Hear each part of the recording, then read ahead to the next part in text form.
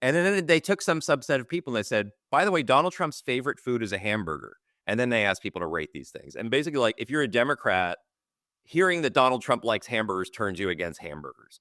Hearing that Barack Obama likes pizza turns Republicans against pizza.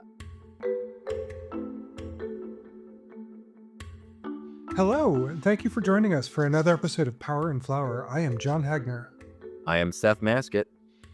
We're a political consultant and a political scientist who are trying to understand and explain what is going on in U.S. politics, and we also care a lot about pastries.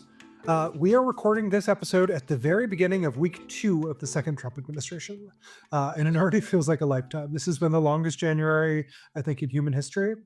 Trump and the Republican trifecta are really busy. They are passing executive orders. They're confirming all sorts of controversial nominees and some less controversial nominees. They're transforming the levers of government. Right now, there's all this talk about maybe a freeze in spending. There's so much to talk about for people who care about American politics. But we are not here to try to document every twist and turn of the Trump era. There are a lot of people out there who are doing that really well. By the time we were able to get this recorded and edited and out to you, things would probably be out of date. There are phenomenal networks of folks who are keeping people up to date. That's not what we're here to do. What we want to do is to try to understand some of the trends behind the headlines of the day. My experience as a political consultant, Seth's experience as a political scientist, gives us perspective to explain to each other and then hopefully to you why what's happening is happening. I think if you really want to understand what's happening in American politics right now, you have to grapple with polarization. And that's our topic of the day, right? So how did we end up where we are? A huge part of that answer is that there's a deep, profound polarization in American life. We have people live in radically different worlds. They watch different news sources, or they read different news sources, or they don't read news sources at all. They expect different things from their elected officials. They live in different places.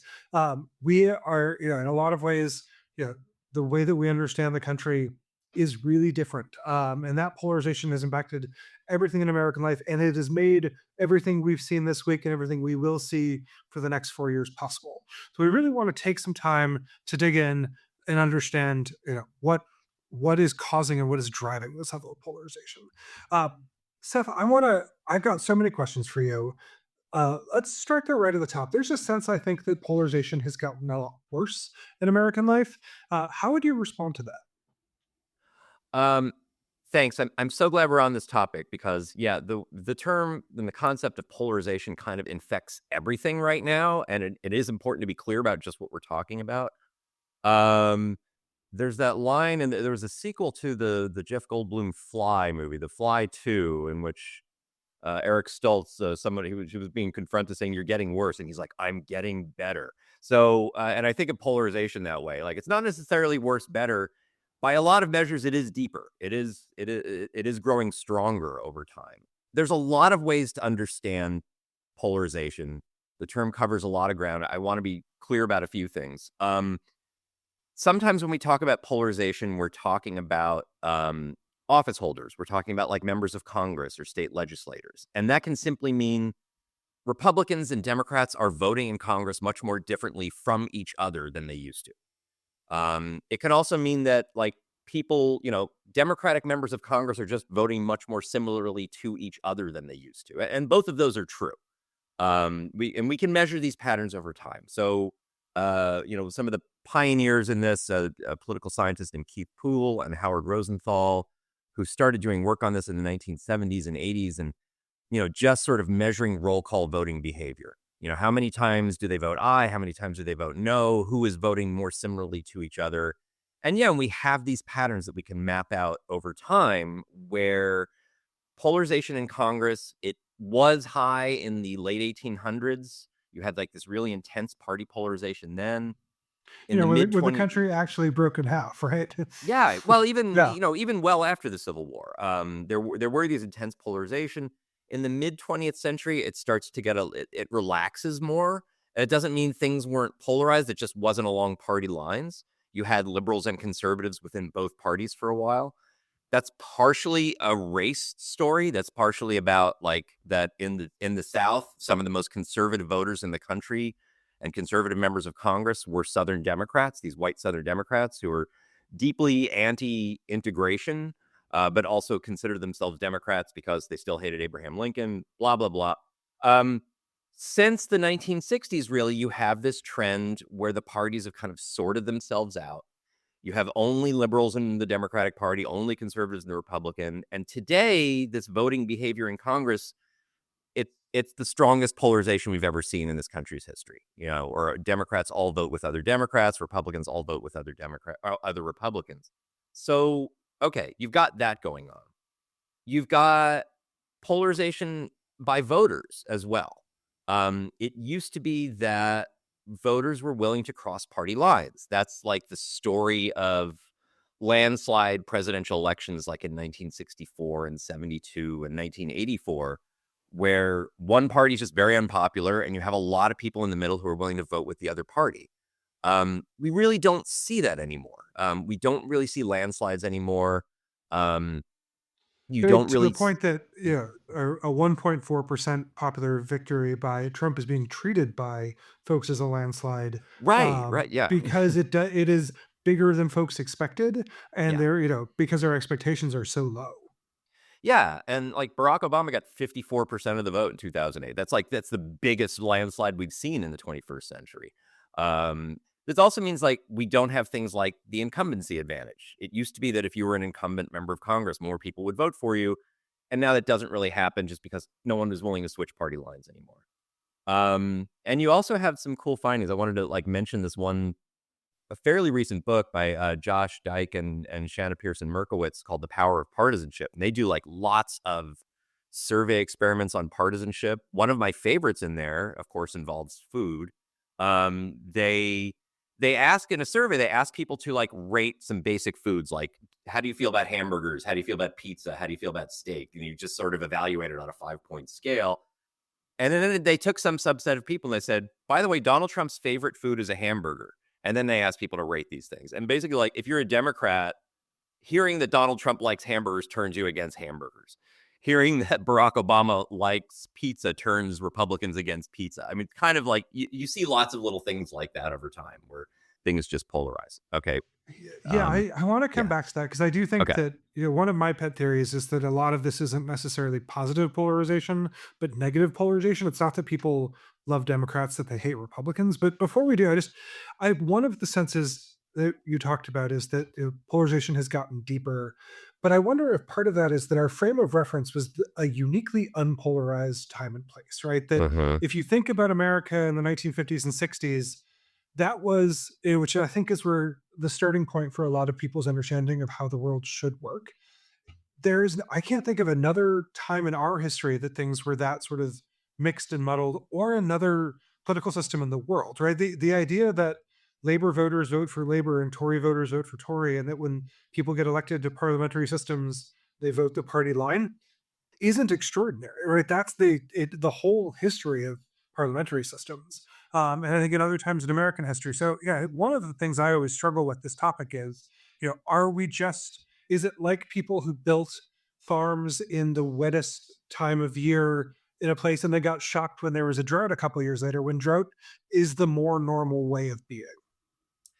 That's I think a really important thing. And that period, roughly from around 1950 to 1980 or so, you're right. That's one of the least partisan polarized periods in American history. In part for the reasons I mentioned before. And it's like even at that time, like there's this famous report by the American Political Science Association put out in 1950, where like the sort of the consensus at that point was that parties are too weak. They don't mean anything, and voters don't know what they're getting. And that report was actually a call to like try polarization and to make these parties uh, mean more than they currently do. And you be careful what you wish for. Um, but also like I think this is relevant that like a lot of like the sort of baby boomer journalists and political figures that are still pretty dominant in our political system right now came of age in that period. They came of they cut their teeth in the 70s and 80s, and they kind of remember and look back fondly at this time when like Ronald Reagan and Tip O'Neill, could get together over a drink and hammer out their differences, and the differences just didn't seem that impossibly overwhelming. And you're right, that's a really anomalous period. Um, you know, most of American history is just not like that at all. So I think you're right that it's kind of a false standard. Yeah. And it's also a time when, there were people, Democratic and Republican leaders were almost all men. They were almost all white. I think there was, when there were fewer people at the table, I think it may have been easier for folks to see common ground because they were representing a smaller piece of the country.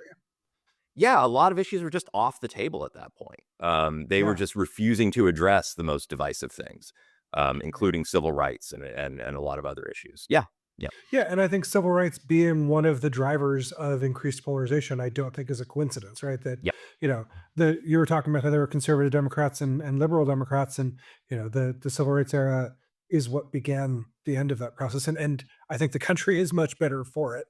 Mm. Let's be clear. Yeah, what I'll switch topic a little bit. The one of the things you often hear is that the cause of polarization, at least in the electorate, is being driven by news media, right? That it's Fox News on the left, it's MSNBC or the New York Times or whatever you think the liberal media is on the left, and that you know the news media is what's driving us apart. Do you think that there's validity to that? Does the political science research support that? So it's interesting. There's a couple of different ways of thinking about that. I think the way people usually talk about that is not necessarily right. Like, we're not just polarized because MSNBC or Fox News are telling us to be polarized. Um, Dan Hopkins has this book that came out a few years ago called The Increasingly United States. And one of the things he focuses on in that, which I think is really interesting, is just talks about the decline of local media. The fact that city newspapers are that have over the last few decades have shut down all across the country. Those that have survived are a lot shorter, have a lot less content.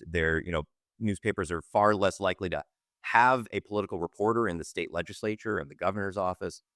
But meanwhile, national news has grown. The New York Times, CNN, Fox, they're doing very well. So for the most part, when people follow politics, they're following national news stories in a way that they didn't used to.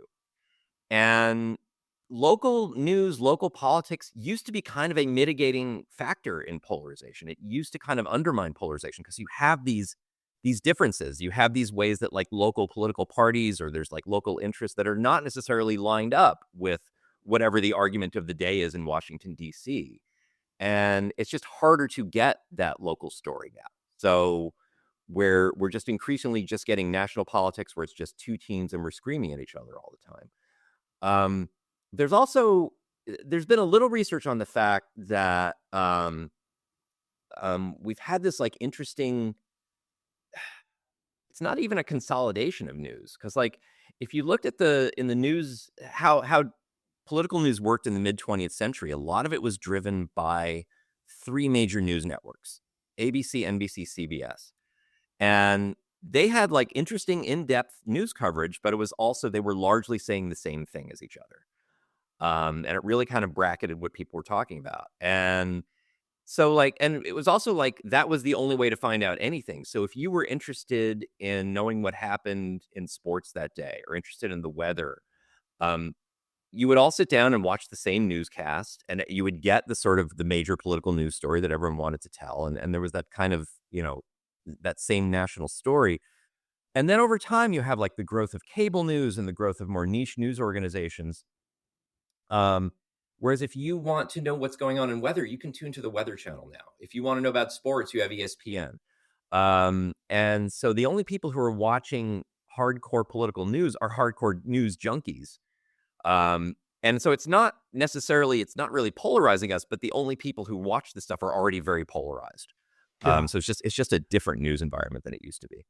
My dad was a very progressive Democrat and got sick with Parkinson's. And at the end of his life, he couldn't move around that much. And so he ended up spending a lot of time sitting and watching television. And he was an avid MSNBC viewer because it, sort of helped him understand the world. Um, and he would call me in an absolute panic. And he'd be like, "What are you guys doing about X, Y, and whatever it was that he had been watching 8 or 10 hours a day of MSNBC coverage on?" That's And, not you know, healthy. at the Yes. time no, but, like, he would ask me things that I worked for the Democratic National Committee at the time. I had never heard of what he was talking about. And he's like, well, I've it's 8 hours and whatever it was, because the news, like, it's what he was seeking out, but they also did everything they could to keep him from changing the channel. And yeah, you hear all sorts of horror stories about people losing their parents to Fox News. And I know that that's a real thing. In my life, though, I didn't lose my dad to MSNBC, but I got a lot of calls. I was like, what on earth are you talking about? Someone is trying to sell you trying to make you look at their ads and keep you from changing the channel. You got to calm down and you got to turn it off. So yeah, but I think so much of this is driven by what audiences want, right? It is, if there was an audience for in-depth state house news coverage, the news media would provide it. I think you're absolutely right that what folks who care about politics want is to hear what AOC is saying, much more than they want to hear what their, boring part-time state representative is saying. And the audience really drives a lot of that. Well, yeah, I mean, there's obviously a degree to which, I mean, conflict sells.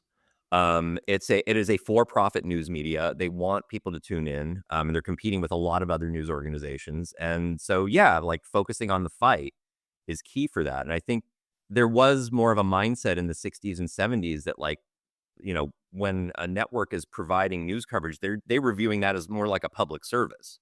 That stuff, they knew that was going to lose money, but it was just something that a news organization did. And now it's just it's a way, much tighter for profit environment than it used to be, and just the stuff that's sort of like for the public good is just decreasingly emphasized.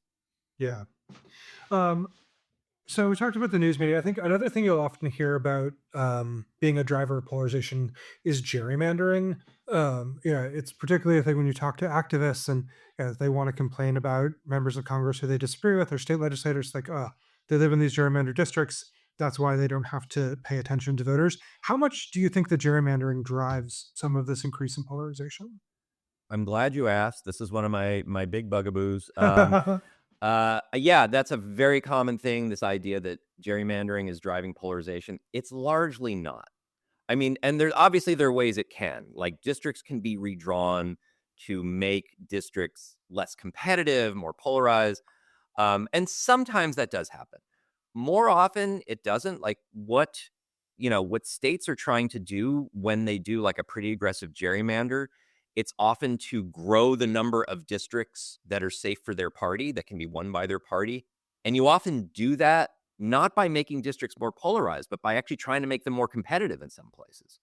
So it actually it may make a more aggressive environment. It's not necessarily making things more polarized.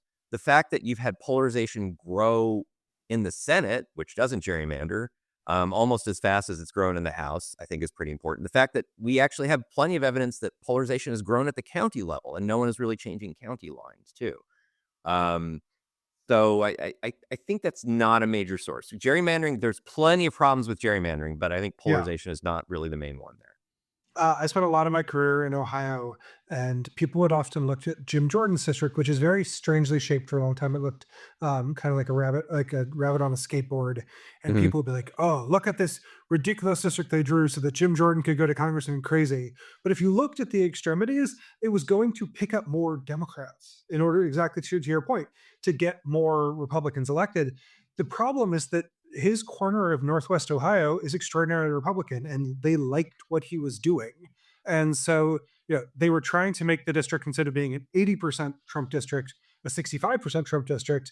And all of the weird shapes were, again, yeah, to take Democrats out of other people's districts to elect more Republicans, not to give Jim Jordan a seat that he could win. He could win anything you drew in that corner of Ohio because the voters who lived there liked Yeah, that's another a related bugaboo for me is, you hear reformers talk a lot about, "Look how ugly this district is," and they'll just show pictures of a really weird looking district and say, "This is obviously an abuse, this is corrupt, this is polarizing." And no, no, sometimes it. those weird lines are for very good purpose. The most egregious gerrymander in history is one very straight line between South Dakota and North Dakota. Because when the Republicans who ran the Congress were granting statehood there, they wanted four new senators instead of two. And that's like a huge power grab. And it's, it wasn't ugly. Yeah.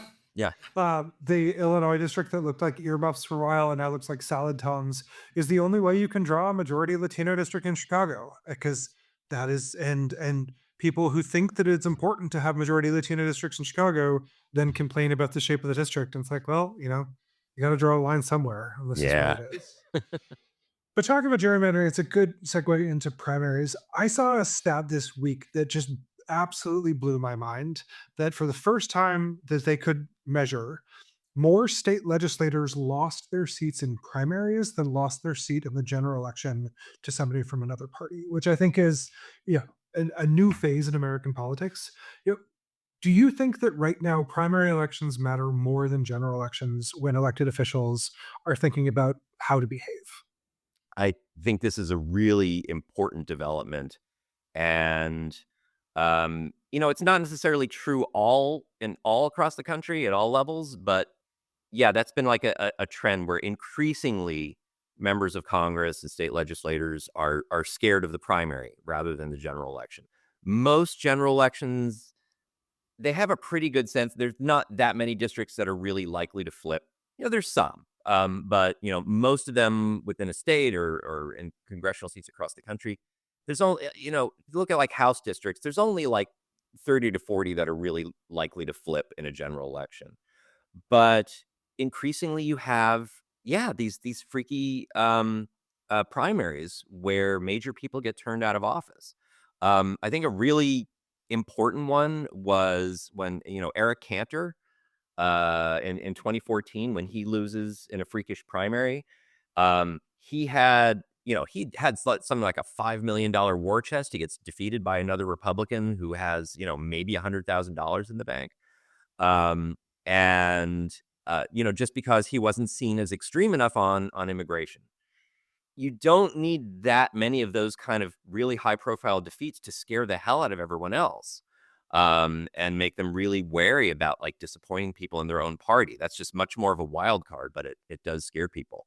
Um, there's a trend, and I'll link to this because I did a little piece about this in my Substack, and it's going to be in my book, about how if you look at senators across party lines, senators who are just like there's this long-standing finding that senators who are facing reelection behave more moderately than senators that are not coming up for reelection in that 2-year cycle.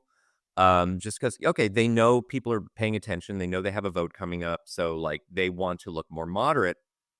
That has changed, particularly for Republicans, within the last decade or so. That they are becoming actually, as election approaches, they actually become more extreme. In large part because they're more worried about a Republican primary challenger than they are the general election. Um, and that's a dramatic transformation, and that like sort of undermines anything we know about accountability. Or it's unnerving, and it's important here. Yeah, Yeah, I think the primary that you hear about on the Democratic side to sort of mirror the Cantor Brett primary on the Republican side is the AOC versus totally. Joe Yeah, Crowley, right? And the thing that always stuns me about that, and I think that I think AOC is a great member of Congress. This is, but she only got 17,000 votes when she won that primary. It was, and her opponent got 12,000 votes. There were less than 30,000 votes cast in that entire race, and that's an election that has shaped the way that people think about the Democratic Party ever since 2018. But it was with a relative handful of voters, and that's always the thing when I think about the impact of primary elections versus general, is that primaries are self-selecting a very unusual group of people. And when I think activists have realized that if you can harness a couple thousand folks, you can make a much bigger impact in a primary than you ever would in the general election with that. yes, totally. That's a really important example that you bring up because in 2018 there were a lot of progressive challengers running against more centrist establishment Democrats in those primaries. I can't remember the name of the documentary that was about that year, where AOC was one of the candidates that was profiled. It was a pretty good documentary, but like what was really interesting about it is that AOC was really the only victory. for those progressive challengers. Almost all of them lost. But those victories weigh hugely on the establishment's mind. They really kind of and you can see, like, the effect of that on the 2020 presidential primaries in the following cycle, where, a lot of candidates felt like they really needed to appeal to the far left in the party, to the progressives, because they were obviously this much more important, vibrant thing that had been, Right. not thoroughly paid attention to before that. Well, and one of the reasons that AOC won with low turnout is that New York at the time was dividing its primaries. So they had a state primary earlier and then the federal primary, or the state federal primary earlier, than the state primary later. So it was even in smaller electorate, which I think is one of the reasons she was one of the only ones who won. Mhm. Um, but I want to step back a little bit. I used to go.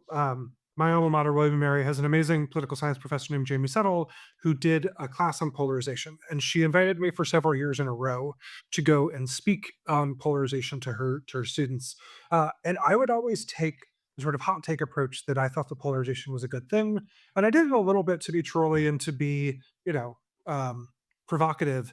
But I do think that there are a lot of upsides to polarization that I want to just take a few minutes to explore and to get your reaction to. And I think Mhm. right off the bat, you talked about the 1950 report, which is a really interesting document. Um, if you are a regular voter who knows that they want lower taxes, less abortion, it is useful to know that I can go in and vote for a Republican candidate, right? I don't need to go to their website. I don't need to watch the debate. I don't need to do all these things. I know which party broadly lines up with my values, and that anyone who's carrying that party label on the ballot, I can probably vote for, right? Same goes to the Democrats. If you are somebody who wants, you know, generally an expanded welfare program and more civil rights, you vote for Democrats. You don't need to go. Like that's a huge benefit to voters and to our system that in less polarized times folks didn't have, right? You could elect a Democrat thinking you were getting civil rights and end up with Strom Thurmond if you didn't do your research. um I think that there when we talk about, the a lot of the sorting that's happening is that people are choosing to go places where they want to live, around people who they want to live with, right? I live in a very progressive neighborhood of South Minneapolis, but that's valuable to me, right? I want to live in a place where my gay family is not unusual. I want to live in a place where, I know that we have well-funded local schools. And if I didn't want those, there's large parts of the country that I could move to, but that behavior also has consequences on what elections look like, right? My member of Congress is Ilhan Omar, who represents an incredibly progressive district and does it in a progressive manner. I think when we talk about polarization, do you think this current era is worse for us or better, or does political science sort of not get into those value judgments? Hmm. I mean, there's definitely a lot to what you were saying. I mean, some of my the research in my first book, I focused on California in the early 20th century because it was one of actually the least polarized state legislatures in the country, which is fascinating because today it's reliably one of the most. Back then, they had this system, this cross filing system that meant it was just like a real jumble of meaningless party labels in there. For the most part, everyone was just sort of pursuing this kind of moderate Republican, business friendly, oil industry friendly stuff. And if you didn't like the way things were going and wanted to throw out the bums, you would get new bums in who would do the exact same thing. And so there was really no value to organizing elections and to putting pressure on people because you weren't going to get anything different. Today, people know those party labels mean something. Even people who don't follow politics very well, they know if there's an R next to someone's name, that means certain things about guns and abortion and taxes and the environment and other things like that. So there's value in that. Um, and I'm blanking on the second part of your question there. Well, so I guess I'll wrap up on this. Do you think that, people often talk about, oh, we need to, be a multi-party system, we need to be proportional, like a lot of things that don't seem particularly realistic in the system that we actually have today? Do you think that there are things that could happen that would reverse this trend? Do you see ways to incentivize politicians to compromise more? Do you see ways to incentivize voters to, be more flexible, more open to compromise? Or do you think that this trend is only goes one way? Well, there's a thing I want to actually step back a little from that particular question because I think there's a larger issue here, and that this actually goes to your previous question about whether polarization can be seen as good. Um, there is some sense, and I get a little frustrated with this, where polarization, just the term polarization, can be kind of a dodge. It can be a way of complaining about something that's not actually the real problem. So, like a moderate person might be legitimately bothered by, say, Donald Trump promising to deport millions of people or Mitch McConnell not considering Obama's Supreme Court nominee or something like that. But if you want to complain about that without sounding partisan, you complain about polarization.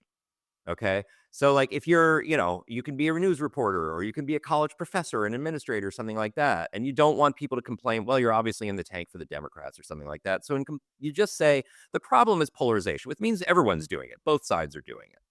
But even that's not really what you're complaining about. If you're just trying to complain about the system. Um, Related to that, oh, yeah, and I recall, there was a CNN panel discussion last year, right before the debate between Donald Trump and Kamala Harris. I can't remember who said it, but during this panel, someone brought up that um, polarization is so bad in this country that Donald Trump and Kamala Harris have never actually met in person. And polarization is the reason for that. And like, no, they actually should have met at Kamala Harris's swearing in 2021, but Donald Trump boycotted that and had also tried to violently overturn that election. That's the problem, not polarization. So like we were kind of avoiding it. And like another thing related to this, and there's this I'll link to this wonderful article by two scholars, Daniel Kreese and Shannon McGregor. They point out that polarization only really makes sense as a complaint if you're ignoring inequality. Okay. Polarization is not just two different groups of people agreeing to hate each other. It can be like workers organizing and pushing back because their pay has gotten worse or their environment has gotten more dangerous. It can be Black people or women pushing back when they see the government eroding more of their rights and progress. And if you just sort of looked at it as a whole, yeah, things are getting more polarized, and you can complain about that. But the polarizing might just be like a very realistic strategy for pushing back at an erosion of rights or an accretion of wealthy people's power. So I think that's an important aspect of this. But Yeah. okay, I think your point earlier yeah, about how there were some things that just weren't on the menu, if right. you benefited from those things not being on the menu and now all of a sudden they are, yeah, I think you could point to polarization as the problem when really what you're upset about is that your unquestioned advantages are no longer so unquestioned. Yeah, yeah. Yeah, totally. It's like, in Star Wars just complaining about the rebels, oh, they're polarizing everything. Well, they've got some legit beefs. Um, but to get to your question about is there a way to mitigate this? To me, this is something I've been pushing. I don't think it's very likely to happen, but I think it would be really helpful to get stronger local media again. And obviously, if you try to do that, you're pushing back against a lot of trends, and that's just not where the money is. But there's a few states that have experimented with like providing funds for local media. I think the state of New Jersey has a fund for this to just like to support the ongoing coverage by local journalists.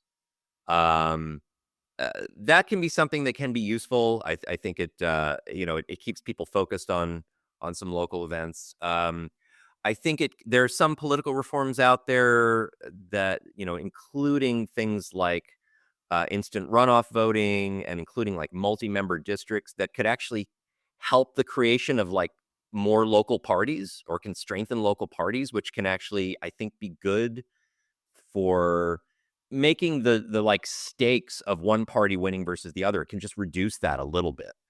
And it can be, it doesn't make every election seem so apocalyptic. Yeah. Um, yeah. Yeah, I've often wondered if we're on a path here. Like, I lived in Washington, D.C. for a long time, which has no Republicans. And within Democratic primaries, there ended up being sort of ideological coalitions where you'd have, people whose signs were all green tended to believe similar things. People whose signs were purple tended to believe, and like at some point, is that going to be formalized as separate parties, so that, people can be having a more honest conversation about what's at stake, and that, both the green and the purple teams vote for Democrats at the federal level, but understand the city politics differently. And I wonder if we're headed that way. Um, yeah, I think one thing to your point on the news. My before I got into politics, my degree is in theater, and I think that there's a model in theater for the future of news that Broadway is a successful for profit business, but theater in Minneapolis and in Detroit and in, San Diego is not a functioning for profit space. You can't make a living doing it, but there are donors who think that it's valuable who subsidize it, right? And they, Mhm, mhm. family foundations and arts patrons, cover half the cost of doing productions in smaller cities. And everybody then has theater in some of these places you wouldn't have it otherwise. And I wonder if that's where we're headed with the news, that we need to have some nonprofit money, some nonprofit structures in places that the market isn't supporting it, while there's still, the equivalent of Broadway in the New York Times and Fox News and MSNBC, in places where that does make sense. Yeah, and I don't think it's not necessarily that new an idea. Like, if you watch the film Citizen Kane, I mean, that's an 80-year-old film, and that's Yeah. about, like, a wealthy dilettante who just decides he wants to buy a newspaper, and, like, okay, yeah, he becomes corrupt, and it becomes, like, totally compromised in the end, but for a while, they're actually doing a service, and he Yeah. doesn't mind losing money on that. I don't know. If you look at the recent billionaires who are buying newspapers in Washington D.C. and Los Angeles, I'm not sure that that's the way we want to go. But maybe a broader nonprofit structure. Yes, agreed. Um, I think it's time to talk about more interesting things. More interesting Okay. things, of course, being pastry. I wanted to ask. I made my first ever babka this week. I want. Do you have any babka experience? Are you a babka fan? So I got at one point I do love babka. I had a Yeah. recipe from a colleague of mine, former colleague Laurel Eckhouse. I'll give a shout out to her. She gave me this babka recipe that I made. It was outstanding. Um, but also I tend to when I have too much butter, I get a little bit of heartburn. I have never had as bad Mm. heartburn as I had after eating that babka. So I only made it the one time. It's fantastic, but I don't want to do it again. And I hope Yeah. you tell me about your babka experiences. So I used 5 sticks of butter to make four Okay. babkas, which was insane. But I had two different things to do dinner parties this week. They expected me to bring dessert. So I made babkas and I froze half of them. But I followed Melissa Clark's recipe for a chocolate babka and it was delicious. But the better one that I made, I had a bunch of almond cream left over from some almond croissants that I had made. And I used the almond cream as the filling for half of the babkas and made like an almond streusel on top. So it was basically like if an almond croissant and a babka had a baby, and it was covered in butter and it was delicious. So I think I'm going to keep refining that. I think there may be something there. That sounds really cool. Okay, I really wanna It's try really that at good. some point. Yeah, there's pictures on my Instagram if anybody finds their Okay. way over there. Yeah, Yeah, if it's alright, we'll put one on our, podcast website. excellent. Um, excellent, okay. Well, cool, okay. Gonna go get some babka now. Yeah, everybody go eat some babka and we'll see you Yeah. next week. Thanks so much for doing this, Josh. This is a great conversation. All right, talk to you soon. Take care. Bye-bye.